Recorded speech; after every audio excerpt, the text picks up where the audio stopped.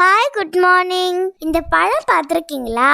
ஒரு குட்டி பலாப்பழம் மாதிரி இருக்குல்ல, இதோட பேரு ஐனிச்சக்கா. மலையாளத்துல சக்கா அப்படின்னா பலாப்பழம். இந்த பழத்தை ஐனிப்பழா அப்படின்னு சொல்லுவாங்க. இந்த பழத்தோட உள்ளே வெளியேயும் பாக்குறதுக்கு பலாப்பழம் மாதிரியே இருக்கும். ஆனா இதோட டேஸ்ட் புளிப்பு சுவையோட கொஞ்சம் டிஃப்ரெண்டா இருக்கும். ஏப்ரல் மே மாசங்கள்ல ஐனி மரம் ஃபுல்லா நிறைய ஐனிச்சக்கா பழுத்து குலுங்கும். மரம் ரொம்ப ஹைட்டா இருக்கிறதுனால நம்ம ஏறி பறிக்கிறது கொஞ்சம் கஷ்டம். இதனாலே இந்த பழம் கடையில ரொம்ப அதிக விலைக்கு விற்கிறாங்க. இந்த மரத்தை வளர்க்கறது ஐனிப்பழா சாப்பிடுறதுக்கு மட்டுமே நினைக்கிறீங்க?